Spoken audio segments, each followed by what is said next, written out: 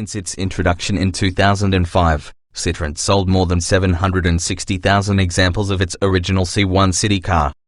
It's popular with learner drivers, young mums, empty nesters and everyone in between. And with good reason. The new Citroën C1, available with both 3 and 5 doors, has a lot to live up to, especially in terms of sales. Luckily, it has the looks and low price to make its way onto the same shopping lists, but there are many other improvements. Citroën C1, quality upgrades to ensure that increased desirability. Citroën has upped the quality this smart city car has on offer. It's built in the same factory as its Peugeot 108 and Toyota Aygo counterparts. All of the engineering has been handled by Toyota, which means the C1 is the most solid supermini from the French firm yet. Inside there's a 7.0-inch infotainment system which includes radio, Bluetooth, video player and an onboard computer. Mirror-link technology allows the driver to copy smartphone content onto the multimedia system, though in our experience it wasn't quite as slick in practice as it sounded on paper.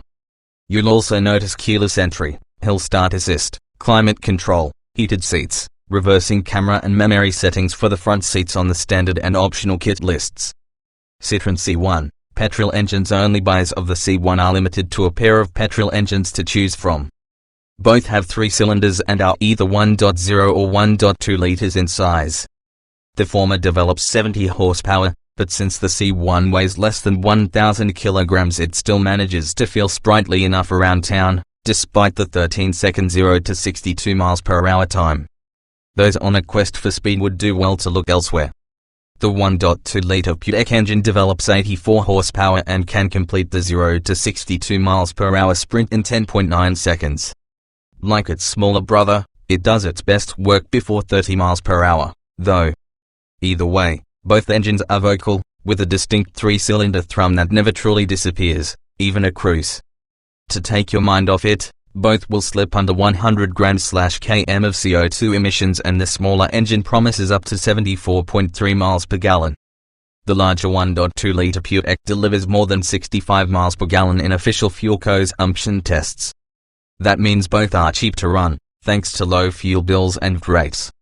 A good-looking small hatchback buyers looking for some personality with their C1 should check out the Escape model, which boasts an electrically folding fabric roof that runs the length of the cabin, offering wind-in-the-hair motoring without any of the scuttle-shake shortfalls.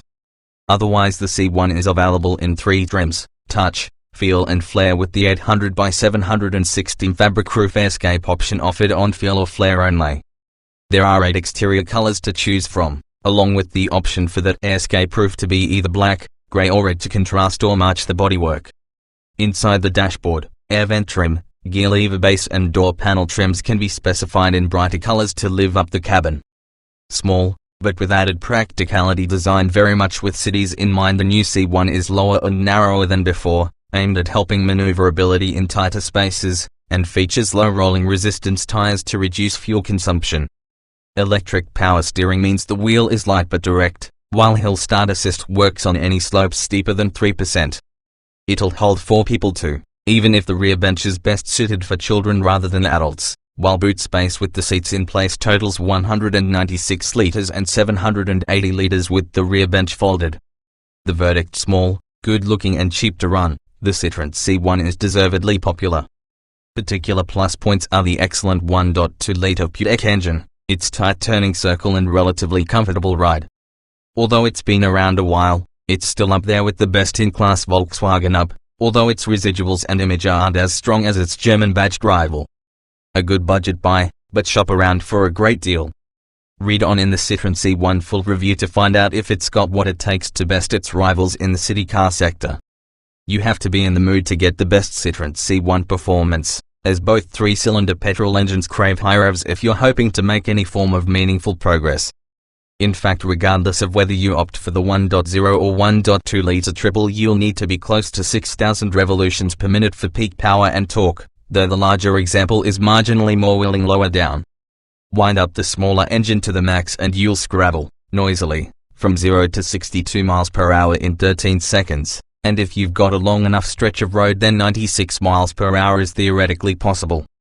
For the same sets of figures, the larger 1.2-litre Buick will manage a time of 10.9 seconds and an absolute of 106 miles per hour. In truth, though, both cars do the best of their work at lower speed, where their relative lightness comes into play, and are far more suited to the 0 to 30 miles per hour dash instead. Either way, you'll know about the C1's progress, as the triple-cylinder engines are anything but hushed, emitting a characterful, but sometimes tiring, thrum as your speed increases. There's no diesel engine available for the C1, which isn't surprising given the leap forward with petrol technology, and the efficiency gains that have been seen in recent years. If you need or want an automatic gearbox, there is one available with the 1.0-litre engine only. If you're buying a C1 and hoping for tight sporty handling, then your hand must have slipped while browsing the Citroen configurator. A sports car this is not. However, it is a city car, with suspension designed for the rigors of city life. That means despite the short wheelbase, 2,340mm, the C1 copes with the lumps and speed bumps of the city with ease. Along with light steering, matching all the other control weights of the car equally, it makes the Citroen a perfectly easy to drive city car. And while it's not necessarily at home out of town, it's not disgraced either. Sure, there's a lot of body roll to be experienced, but nothing surprising or untoward. And if you do experience too much for your liking, the simple answer is just to slow down. Get over the fact the center console looks a little like an angry Stay-Puft Marshmallow Man from the Ghostbusters film, and you'll realize the cabin of the new Citroen C1 is a step forward over the previous models. Certainly quality is far improved, and while it might not match a VW up or Skoda Citigo for ambience and solidity, it's less utilitarian than before. The modular construction, with a distinct instrument pod to go with that center console, looks young and funky, just as the design is clearly intended. Next to the speedometer there is a neat rev counter display, and it's all easy to read on the move. You do sit high, and quite upright, behind the 3-spoke steering wheel, though the C1 is wide enough to ensure you're not constantly scraping shoulders with your front seat passenger when on the move. And once you're used to the driving position, you'll actually be quite comfortable, even on longer journeys. Choose the Escape model, a trim that Citroen UK expects to be popular, and you'll enjoy the open air of a convertible thanks to that fabric roof that slides back to the rear of the car, without any of the associated shaking or flex. Roof open, it makes the cabin brighter and feel a little larger than it actually is, even if headroom in the rear does suffer because of it. One thing that will take some getting used to is the 7-inch touch drive interface, which uses mirror screen technology to access and display any content from your smartphone, such as apps and your music, on the central screen, which didn't feel entirely intuitive to use during our experience of the little Citroen. The French firm is renowned for its ride quality, so hopes for Citroen C1 comfort are high, and the good news is that in general it scores well in this area.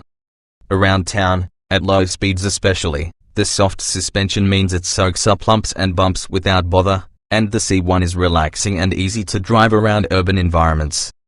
That said, you'll have to learn to love the thrum of the 3-cylinder engine, which is especially apparent under hard acceleration, which is another thing you'll need to get used to since the C1 needs a firm prod from your right foot to move at any pace.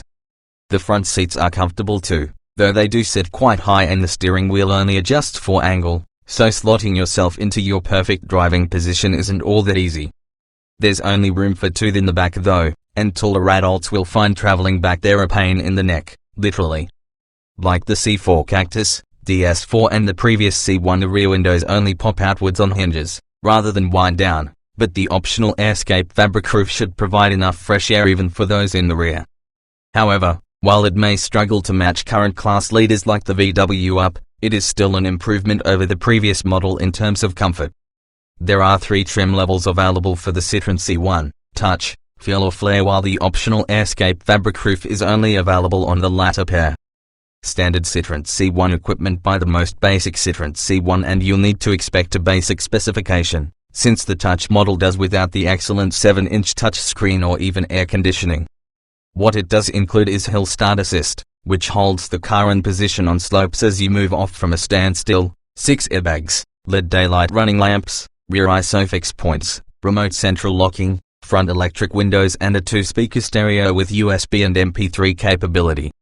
If you want to experience a better stereo, then the mid-spec Feel is the model to select, with a 4-speaker DAB radio and steering wheel mounted controls.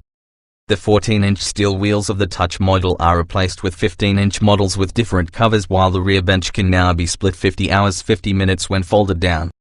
Drivers will be more comfortable thanks to the height-adjustable seat and air conditioning, while the inclusion of the 7-inch touch drive screen is a welcome addition that makes the cabin feel much more premium.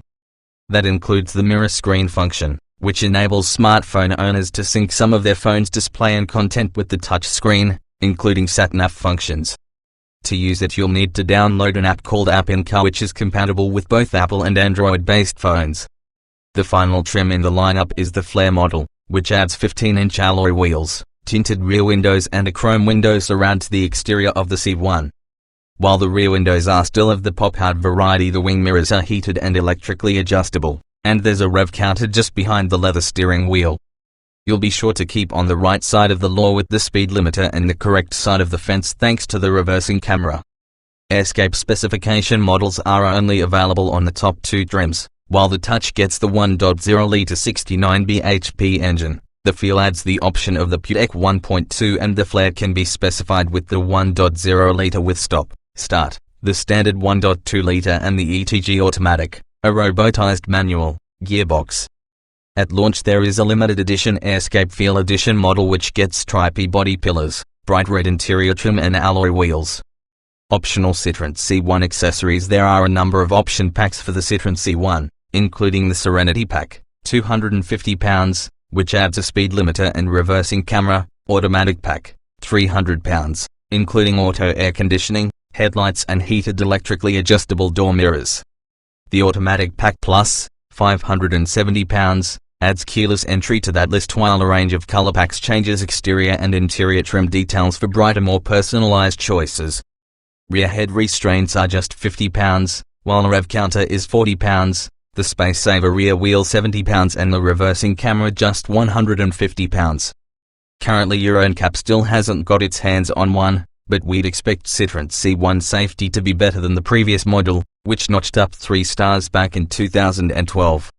We'd certainly be surprised, as would Citroen, if it scores less than 4 stars this time out.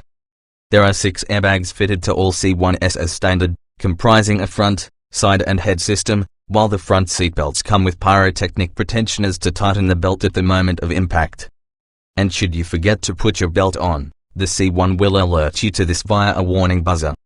And of course the Citroen C1 has tire pressure monitoring fitted as standard, as well as the usual complement of stability control and ABS. In the rear you'll find a pair of ISOFIX child seat mounting points, while Bluetooth connectivity is an option. Given its size, it's no surprise that Citroen C1 practicality isn't its strongest selling point. That said, it will, relatively, comfortably sit 4 adults and even some bags. With the rear seats in place, the boot can hold 196 liters of luggage, and if you don't need to carry passengers, then folding the rear seats liberates a total of 780 liters of space. The glass tailgate reveals a relatively wide opening too, though the boot's depth does mean it can be tricky to lift heavy items in and out. Taller adults may struggle to sit behind those of a similar height though, as the seat backs are relatively thick. And it's made all the more apparent by the optional Airscape trim, the fabric roof and its mechanism robbing rear passengers of headroom by some margin. If you enjoy the wind in the hair feeling, then the rear seats are for children only. Legroom isn't perfect back there either, and passengers in a VW Up or Skoda Citigo enjoy far more space in the back.